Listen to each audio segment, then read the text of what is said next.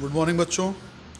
हम अपने last lecture में 10 भौतिक राशियों की विमाएं पढ़ चुके थे।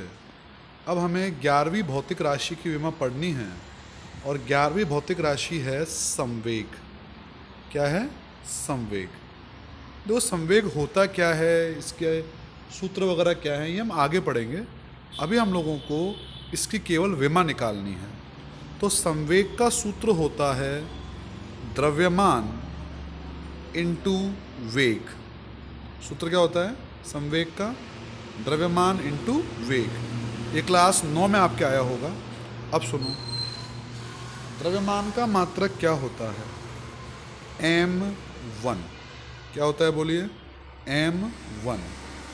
और वेग का मात्रक, वेग की विमा क्या होती है? सॉरी, द्रव्यमान की विमा थी m1, वेग की विमा क्या थी? L1 t-1। ठीक है। अगर दोनों को मिला दिया जाए तो अब जो विमा है वो क्या होगी बताओ? वो हो जाएगी m1 L1 t-1। ये होगी संवेग की विमा। ठीक है, कोई दिक्कत बोलो इसमें? नेक्स्ट विमा, मैंने कहा था आपसे वो 10 विमा आपको डायरेक्ट भी याद रखनी है क्योंकि वो हर सूत्र में काम आएगी हमारे। अगला हमारे पास फॉर्मूला है, भौतिक राशि है आवेग। आवेग का सूत्र होता है बल इंटू समय। ये 5वें पार्ट में हमारा आएगा। आवेग का मात्रक क्या होता है? बल इंटू समय। अब बताओ बल की विमा क्या होगी? बल की विमा होगी m1 L1 t-2। ये होती है बल की विमा। और समय की बोलो? समय की होती है t1। दोनों को ऐड कर देंगे तो m1 L1 t-2 है, ये प्लस का 1 है तो ये हो जाएगा -1। तो क्या आएगी बोलो विमा? ये आएगी m1 L1 t-1। ठीक है।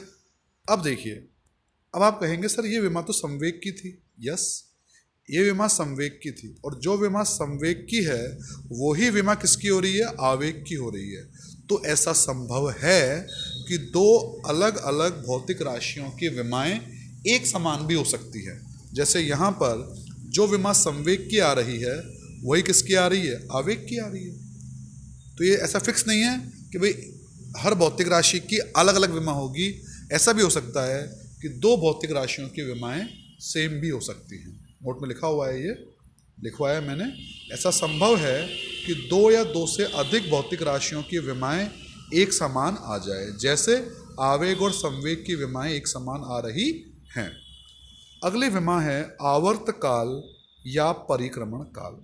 सुनिएगा, आवर्त काल का मतलब होता है, जैसे ये एक राउंड है, गोला है, तो इसके एक बिंदु से शुरू कर पूरा चक्कर लगाकर वापस वहीं आने में जितना समय लगा वो होता है आवर्त काल। क्या होता है वो? आवर्त काल।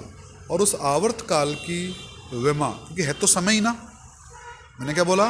वह समय जितने समय में एक चक्कर लगा करके वापस पूरा वहीं पर आ जाता है, तो समय ही तो है।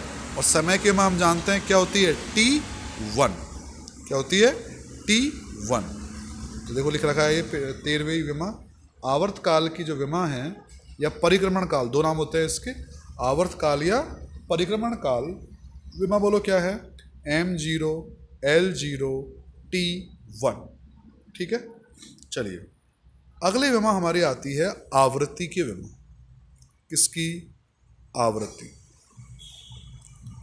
आवृत्ति होता है 1/, आवर्तकाल। आवृत्ति क्या होता है बोलिए? 1/, आवर्तकाल।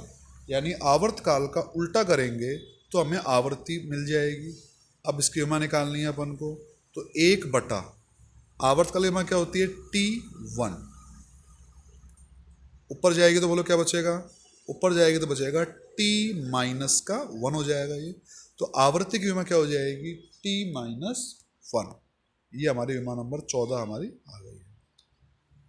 विमा नंबर 15, दाब की विमा। दाब, दाब का फॉर्मूला होता है बल बटा क्षेत्रफल, बल बटा क्षेत्रफल। तो आपको हल करनी सारी विमाएं, इस भैया ने डायरेक्ट लिख रखा है, आपको इसको हल करना है। हल कैसे करेंगे? देखो, बल की बोलो विमा क्या होती है? m1 L1 T-2। और क्षेत्रफल की क्या होती है? L2। ऊपर जाएगी तो क्या बचेगा? m1 L माइनस का मन रह जाएगा, ऊपर जाएगा तो, और T-2। तो विमा क्या आ जाएगी? m1 L-1 T-2। ये हमारे पास फॉर्मूला आ गया किसका? किसके विमा आ गई? ये दाब की। ठीक। अगली जो विमा है वो आती है पृष्ठ तनाव की विमा। पृष्ठ तनाव, पृष्ठ तनाव होता है बल बटा लंबाई। सूत्र क्या होता है बोलिए इसका? बल बटा लंबाई। यानी ऊपर लिखेंगे बल की विमा, नीचे लिखेंगे लंबाई की विमा, और हम इसको हल कर लेंगे आराम से। बताइए, बल की विमा क्या होती है? बल की होती है m1 L1 T-2। और लंबाई क्या होती है? L1। ऊपर जाएगी तो m1 L0 T-2। ये होगी किसकी विमा हमारी? ये हो गई हमारी विमा पृष्ठ तनाव की।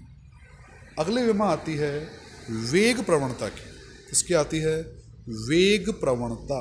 वेग प्रवणता, वेग प्रवणता होता है वेग बटा दूरी। क्या होता है बोलिए? वेग बटा दूरी। तो वेग की लिखो विमा। वेग की याद करो क्या थी? m0 L1 T-1। और दूरी की बोलो L1। ऊपर जाएगा तो L हो जाएगा 0। क्या आएगा बोलिए? यह आएगा m0 L0 T-1 आएगा। इस भैया ने T-2 कर रखा है, T-2 की जगह T-1 आएगा। तो वेग प्रवणता की कितनी होती है? m0 L0 T-1। क्या ये विमा आवृत्ति की विमा के बराबर आ रही है क्या? यस, ये विमा आवृत्ति की विमा के बराबर आ रही है।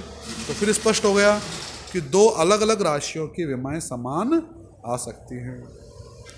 अगली विमा आएगी हमारे पास दाब प्रवणता की विमा।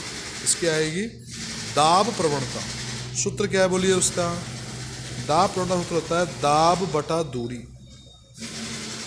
सूत्र क्या होता है? दाब बटा दूरी। दाब की विमा हम निकाल चुके पहले। दाब की विमा होती है m1 L-1 T-2 बटा दूरी की L1।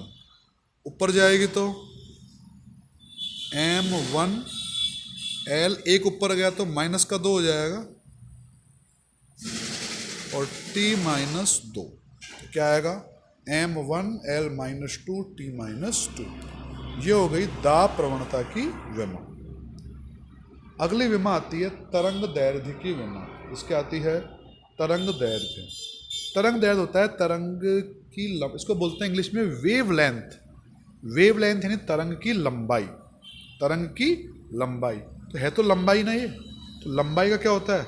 विमा L1। तो ये आ रही है L1, या ढंग से लिखे तो m0 L1 T0। देखो, जो विमा 0 होती है उसको आप लिखे या नहीं लिखे एक ही बात है।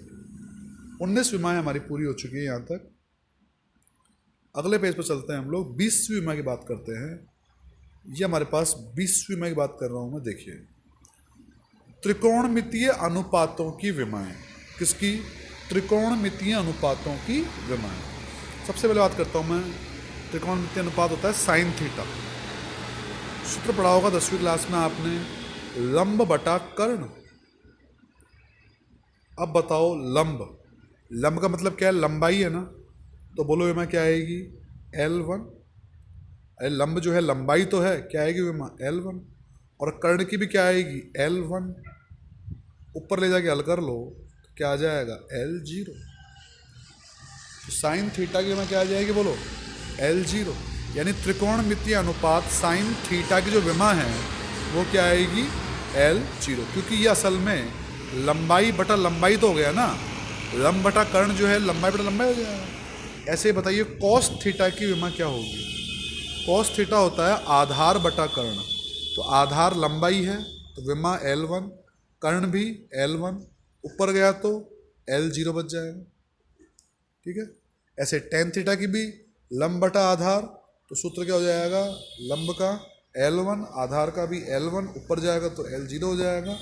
मतलब क्या हुआ इसका, देखो तीनों की जो विमाएँ हैं वो M0 L0 T0, M0 L0 T0, M0 L0 T0, यानी त्रिकोणमितीय अनुपातों की कोई विमा नहीं होती है, इसलिए त्रिकोणमितीय अनुपात विमाहीन होते हैं।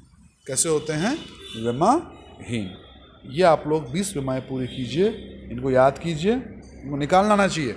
अगर शुरू की 10 विमाएँ आपको याद हैं तो फिर आगे विमाएँ आपको निकालना आना चाहिए, निकाल लेंगे आप आराम से।